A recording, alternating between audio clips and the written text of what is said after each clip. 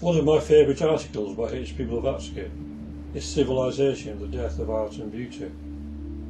The only part of it that I wasn't too keen on was using the word death, which I thought was a little pessimistic. In this article, she bemoans the fact that countries like Japan, who have strong spiritual traditions, began to imitate the West and abandon their beautiful traditional dress and customs for those of the materialistic West.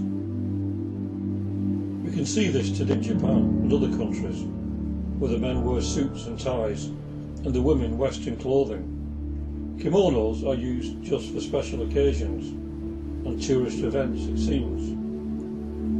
She writes in the above mentioned article, like a hideous leprosy, our Western civilization has eaten its way through all the quarters of the globe and hardened the human heart. These are strong words, and indeed the whole article has such vehement criticism of the West. She goes on to write, therefore do we find hitherto artistic and picturesque Japan succumbing wholly to the temptation of justifying the ape theory by simianizing its populations in order to bring the country on a level with canting, greedy and artificial Europe. For certainly Europe is all this.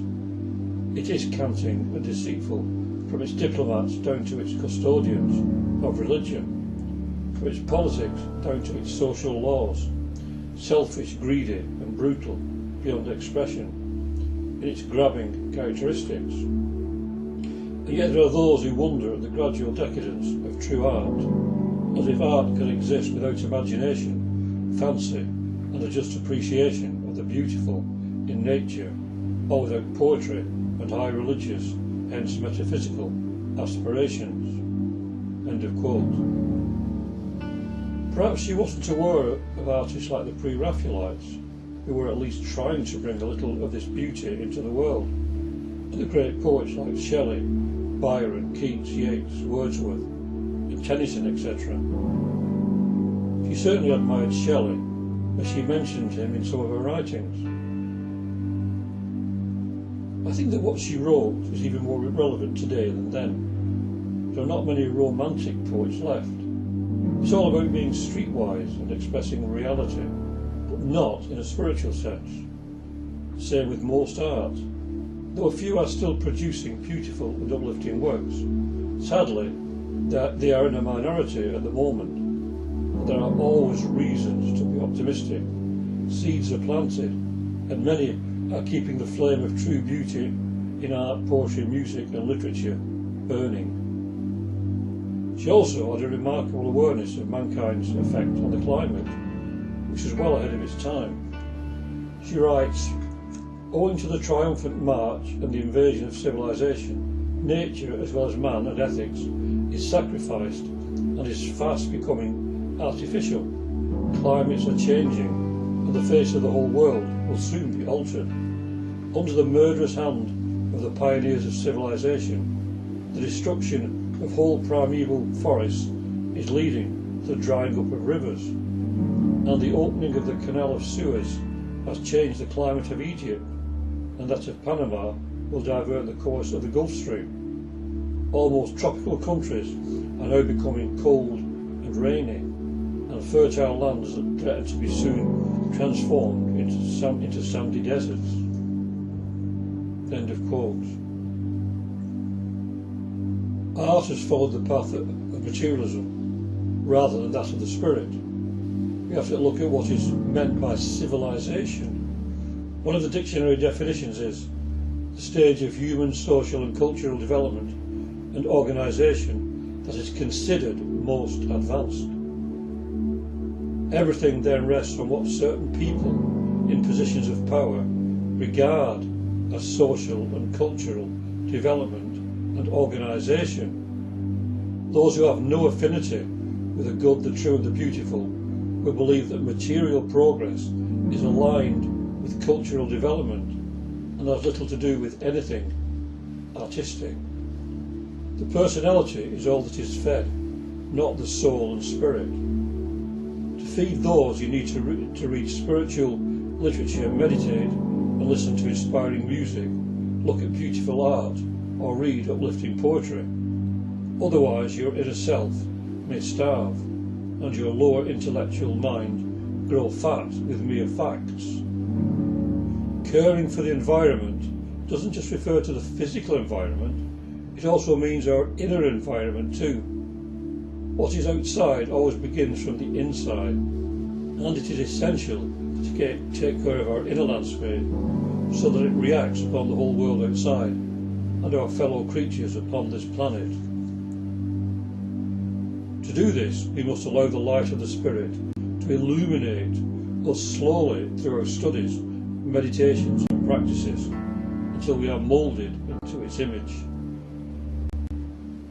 That is why to say everyone is perfect just as they are cannot be right, and just succeeds in hampering our progress to return to our spiritual nature.